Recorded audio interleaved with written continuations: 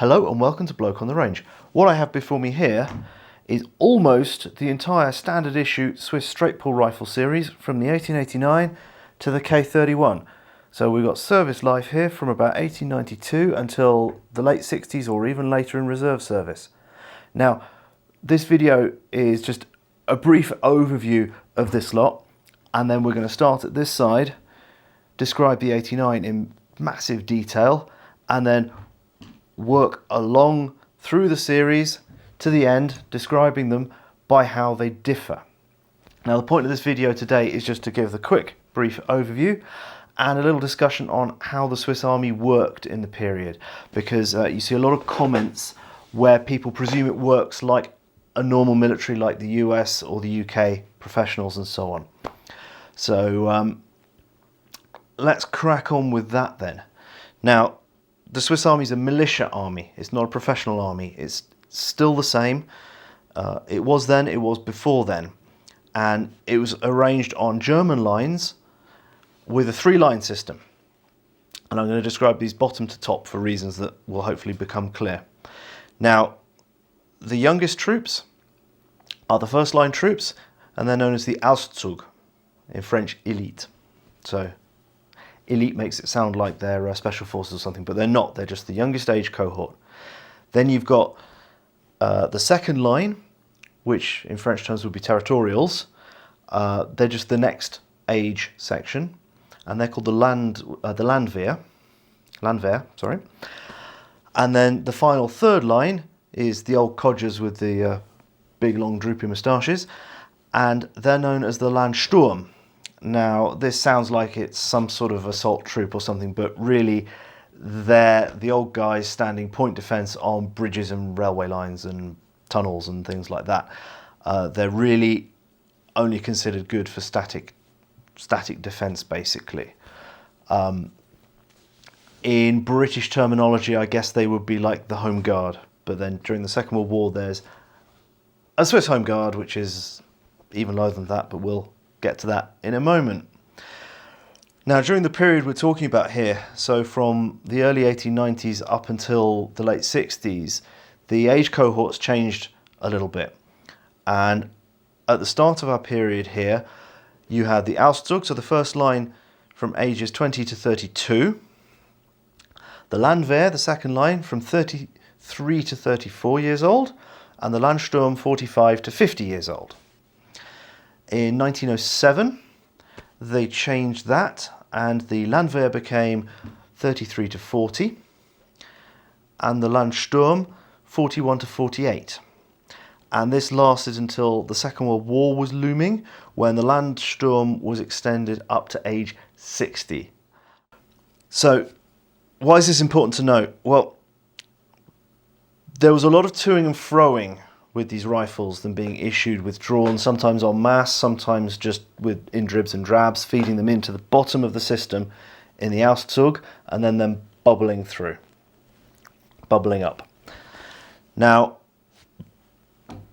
before this rifle, the Swiss were early adopters of bolt-action repeaters with the Vetterli, a 12-shot tube magazine fed, firing a very leisurely cartridge. We're talking a 300 grain bullet doing about 1400 feet per second, so shooting rainbows. But they were bringing these in the late 1860s already, way ahead of most countries. However, things moved apace, and mostly... Oh no, it's the French! Sorry, Matthias. The French introduced a small bore smokeless cartridge in 1886, and everyone had to play catch up. That's what this is. Now, start off with, these are very large, and I'm sitting on a normal chair here, and this is as tall as me. Now, the Swiss small mountain folk of the era were not enormously, massively tall demigods, and this is a big, heavy piece of steel. Another thing to note is that Swiss designations are typically a few years before the adoption. They're not normally adoption date, they're normally design date. That also causes a bit of confusion. So, What we've got here, very briefly, is a straight pull, 12-shot, charger-loaded rifle, firing a steel-capped, paper-patched, smokeless, yes smokeless, cartridge. 1850 feet per second, which at the time, and particularly compared to the Vetterli, was a frickin' laser beam. 1400 feet per second to 1850, that's quite a difference. Even so, by today's standard, that's a rainbow. Now, this was approved for the infantry of the Auszug and the Landwehr,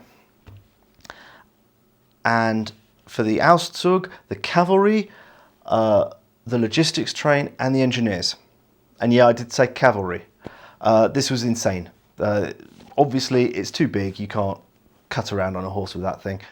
So the cavalry kept on using their cute little Vetterli carbines until they came up with a suitable carbine. Now, they tried with this action. It's massively long. They basically couldn't get something in the package size with a barrel length like they wanted it and accuracy like they wanted. So they ended up adopting the model 1893 cavalry carbine, which is actually a Mannlicher design. Also a straight pull, also charger loaded with quite a Lee type detachable magazine. In fact, all of these are detachable magazine. I should have pointed that out. These were not popular, and in the dedicated episode we'll get into that in a lot of detail, but they're complicated, they're difficult to set up, they're difficult to do armouring work on. There's a massive fundamental design flaw in them as well. I'll go into that in detail in the dedicated episode. So not long after adoption of the 1889, it was noted that these actions were a bit weak. They're perfectly capable of handling the ammunition, but the factor of safety wasn't really up there, so a minorly blocked barrel might cause an explosion. So we had a little bit of a redesign, a little bit of shenanigans involved because Schmidt was a bit emotionally attached to his design and said, no, you can't do anything to it. No, it's perfect. And said, well, why can't we move the locking lugs forward? No, it's not possible. And in the end, Colonel Vogelsang moved the locking lugs forward on this. This is model 1889/96. Now, all they did with these was they just said, right, after a certain date, all the rifles produced are just going to be these. So then they were fed in dribs and drabs into the bottom of the system, basically from one recruit school to the next. The next lot of guys got one of these instead of one of them. Lucky them. Now, this small change here, they thought it would be easy. They thought they could possibly convert the older rifles. They couldn't. This causes a couple of other minor changes to the overall rifle, which again we'll get into in great detail. Now, the next one I like quite a lot, having been a cadet in the UK and suffered that awful gasless straight pull SA80 thing. I like this. This is cute. In fact, this is one of the cutest. This is an 1897 cadet rifle made for young boys to learn to shoot with, and it's basically a single shot, one of these, shortened and lightened, and it balances beautifully. I've not actually fired it yet. I need to get around to doing that. So yeah, these were produced from about 1897, 1898 until the late 20s for sort of cadets, pre-military training.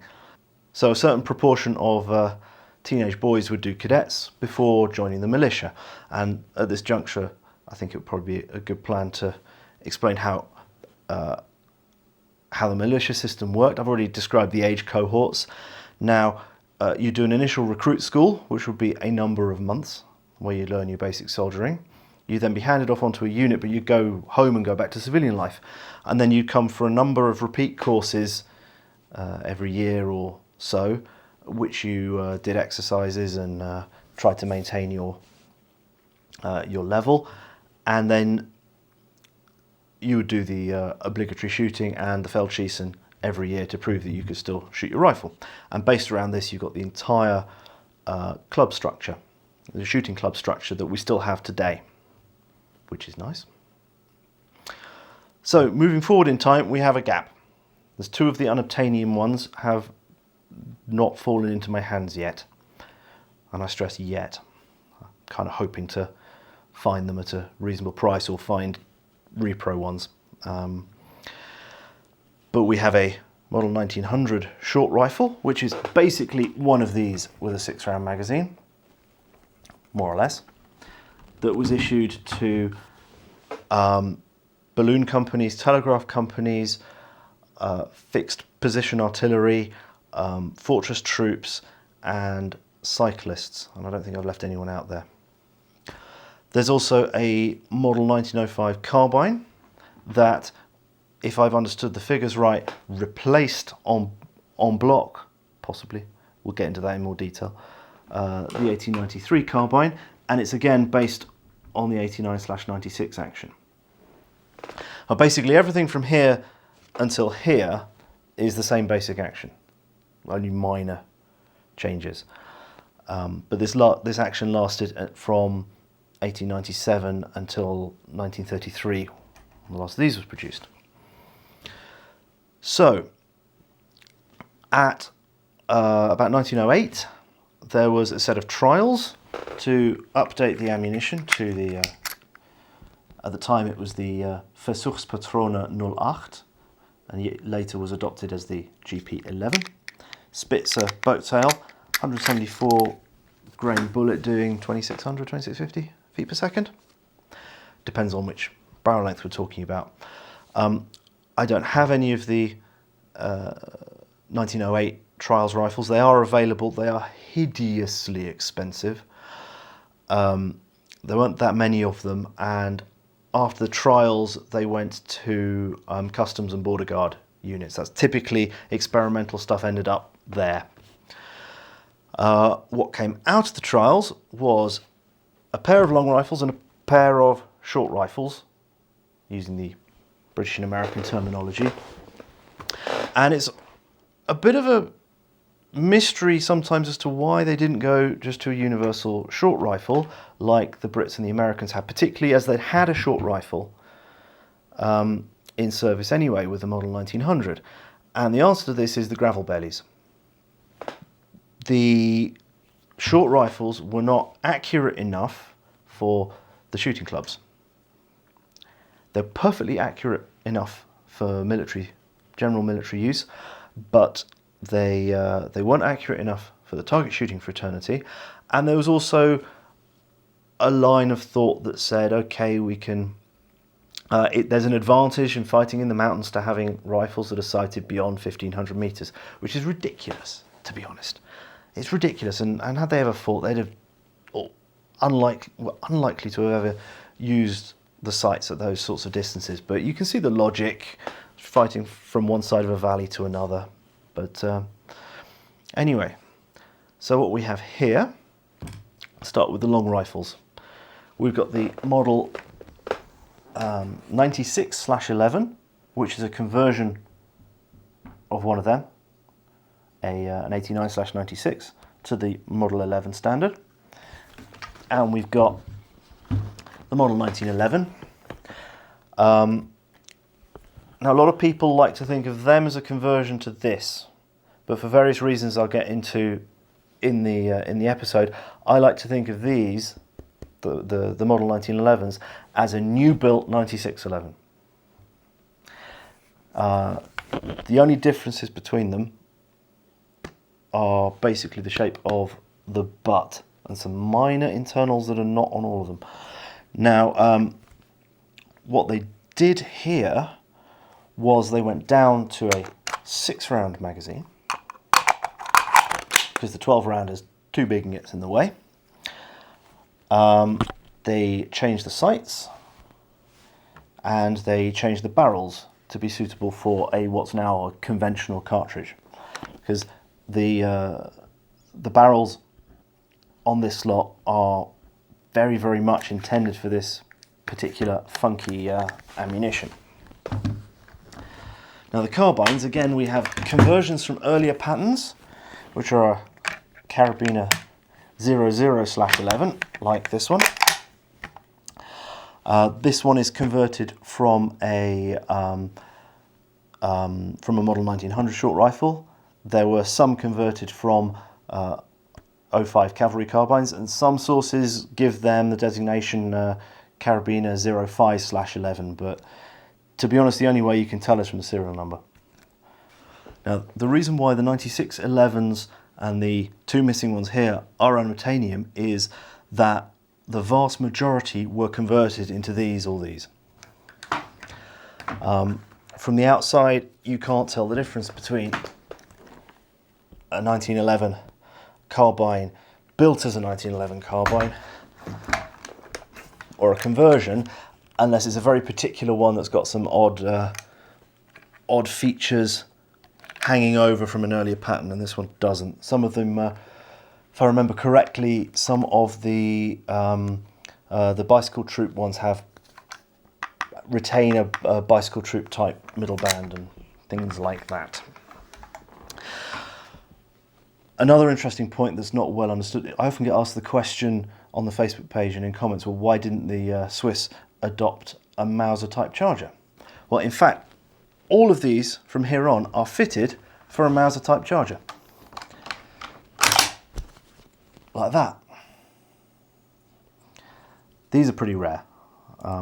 Was wondering if anyone knows anyone who could do metal pressings, because these would be possibly easier to make replicas of than the plastic replicas of these frame type chargers. There's two little notches. These are dummies. Oh, and it will in fact flick out the clip.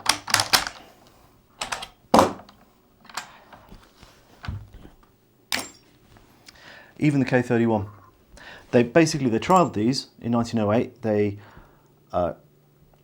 There's no literature on it whatsoever. One day I guess I'll manage to dig through the Federal Archives and find out why. I've got my own theories as to why they didn't adopt these, but that's a separate episode.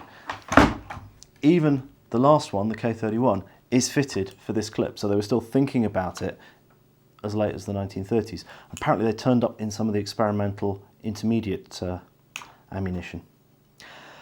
Now, when they got towards the 1930s, they decided that a universal short rifle would finally be a good thing, because the mountain infantry had these. They didn't even have these.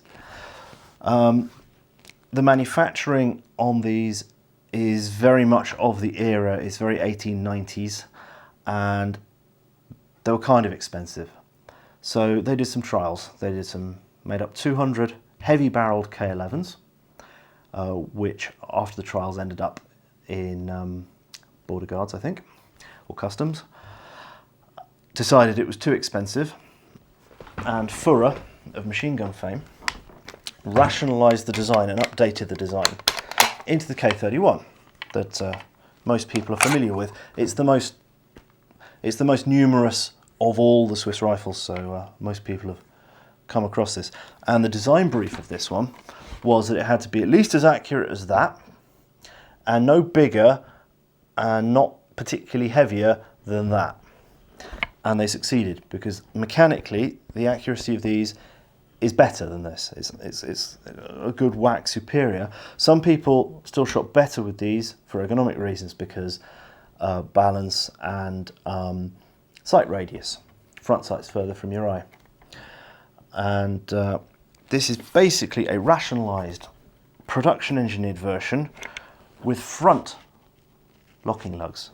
All of these, they've been near the back, and here they've been put at the front. The same basic operating principle is the same, but the lugs are up the front. That's all shortened. Barrel's lengthened a bit. Barrel's quite a bit heavier, and the bedding is a work of genius. People often overlook the wood-metal interaction, and it's the bedding, really, probably more than anything, that gives these their accuracy. And we'll go into this in detail. I'll take it out the wood. It's very, very unusual. In some respects, it's very similar to pattern 14 or M17 Enfield, or a number 4, particularly how it works up here. But then what's going on here is really quite clever, and they put a lot of effort and time into setting them up properly. So other points of simplification, the operating rod on these is fabricated out of plate, whereas all of these it's machined and shaped out of solid. So these were running a little bit cheaper, or quite a bit cheaper actually, than these at the time, and performed better. And these remained in frontline service until the mid-50s, and then they floated up through the system until they went out. Now, a couple of more points before I finish. During this whole period, there's actually very few periods where a soldier who was issued a particular rifle at his recruit school would take it home with him at the end of his service. Now, from 1907 onwards, you had to have completed your entire service, so potentially until you were 60, to take a rifle home with you. In principle, it should be your rifle. But during the transition, because of the two ammunition types, and the old ammunition doesn't fit in the new guns, and the new ammunition was too high pressure to be used except in an emergency in the old guns. Well, it's really this one that's the problem. So they did a lot of swapping about of rifles. And effectively, unless you did your recruit school with an 1889 or a K31 or a K11, were you likely to take it with you at the end of service? Because basically, until they'd bubbled up through the whole system, they weren't leaving. You weren't taking them away. So, for instance, you don't typically see, in fact, I haven't yet seen a privatization date earlier than about 1934, 35 on a long rifle, and I've not yet seen a pre-1964 privatization date on a short rifle. These started leaving the system in the 20s, because by that point they permeated through, and if you were leaving with something else, it was like, sorry chump, that's going back in the system, that's going back in for renovation, you're getting that, sorry. This one, for instance, is quite interesting because it's got it's privatized in 1926. So this was probably some cavalryman who was armed with one of these, left and was, sorry chump, you get the old one. Now all this toing and froing we'll get into in detail when we deal with the 1911 series. I think that's probably easier than doing it now because it's too complicated. But let's just put it this way. You could have started your service with one of these, had it taken off you for one of these for your entire unit, while this is converted to one of these, and then a little while later you get one of these, or these, depending on your role. And then when you go up into the Landsturm, that might be taken off you and you get one of these again. These were actually in army inventory until 1934, when they were finally withdrawn, replaced with these. Again, we'll get into that in detail. And then they were issued out again to what was called the Ortswehr, which would be the home guard, non-uniformed people who'd keep an eye out for German paratroopers during the war, withdrawn at the end and then surplused off for 5 francs a pop after the Second World War. And I think this is one of those rifles because it's not got a privatization stamp on it. All of this has a lot of information. We'll deal with it step by step in various videos. Markings, how they're set up, how they work. We'll go into all of that in detail. So, hope you're looking forward to it. I'm looking forward to doing it. It's quite a gargantuan task. It's not going to be every single week, but we'll try and make some good progress on it in a week or two. starting with this one. So there you go. Hope you enjoyed the video. Please, if you would like to support our work, consider supporting us on Patreon. Like and subscribe, like our Facebook page, and I hope to see you again at this table again sometime. Bye!